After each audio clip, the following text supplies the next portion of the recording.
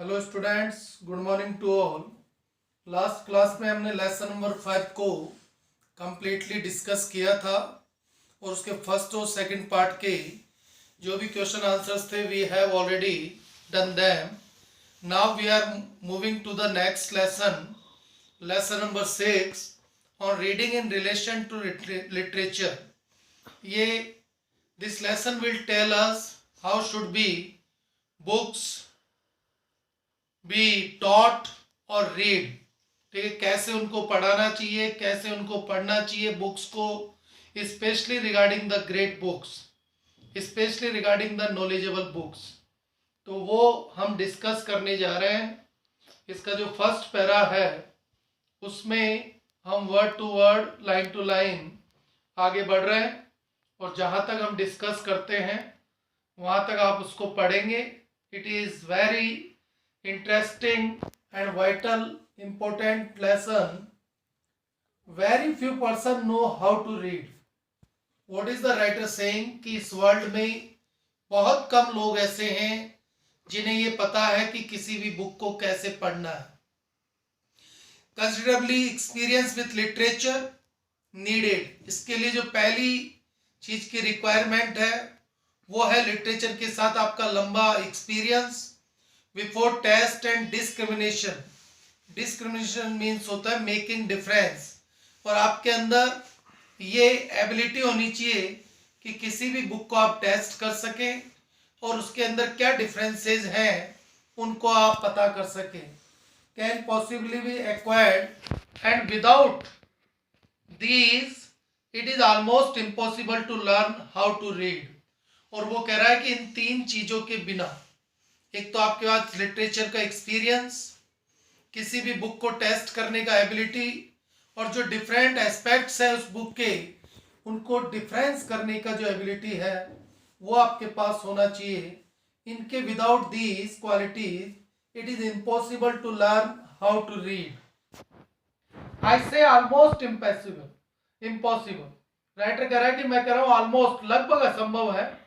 Since there are some rare man, rare man होता है जो बहुत लिमिटेड होता है, दुर्लभ जिसे बोलते हैं, who through a kind of inherited literary instinct, inherited होता है इनबॉर्न, जन्मजात, लिटरेरी इंस्टिंक्ट साहित्य से जुड़ी abilities, are able to read very well even before reaching the age of 25 years.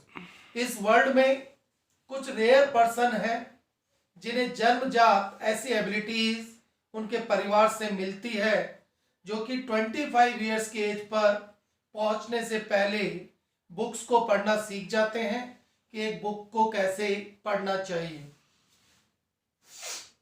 But these are great exception, exception होता है अपवाद, लेकिन ये लोग वर्ल्ड के जो दूसरे लोग हैं उनके बीच में केवल एक एक्सेप्शन है, एक अपवाद है। And I am speaking of the average, और मैं उन रेयर पर्सन की टॉकिंग नहीं कर रहा हूं। I am not speaking about the rare persons और exceptions, I am talking about the average person. तो राइटर यही कहना चाहता है कि जो वर्ल्ड में जो एवरेज रीडर्स हैं, जो बुक्स को पढ़ते हैं, they don't know how to read a book. उन्हें ये पता ही नहीं है कि एक बुक को कैसे पढ़ना चाहिए और कैसे उसके ट्रू सेंस को पता होना चाहिए। For to read characters of the letters of the text does not mean reading in the true sense.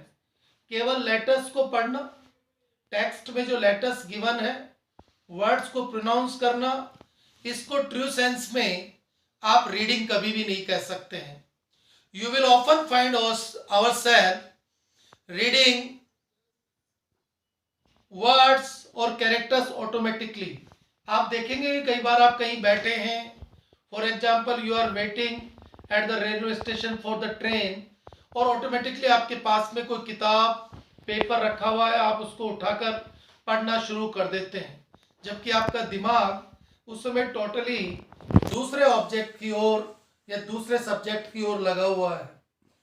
Even pronouncing them quite correctly, यहाँ तक कि आप वर्ड्स को करेक्टली प्रोनाउंस कर रहे हैं, while your minds are occupied with totally different subjects, जबकि आपका माइंड पूरी तरह से दूसरे सब्जेक्ट की ओर लगा हुआ है, because you are waiting for the train at the station, तो डेफिनेटली आपका माइंड ट्रेन की ओर है. But for only just to kill the time you pick up a book और paper and start to read that automatically. ये सब चीजें automatically है. फॉर एग्जाम्पल, आप डॉक्टर के बाहर यू आर वेटिंग देयर और आपने एक पेपर उठाया और उसको पढ़ना शुरू कर दिया, जबकि आपका माइंड टोटली डिफरेंट सब्जेक्ट की ओर लगा हुआ है. तो it can not be call A true reading. तो इसे एक ट्रू रीडिंग नहीं कहा जा सकता है.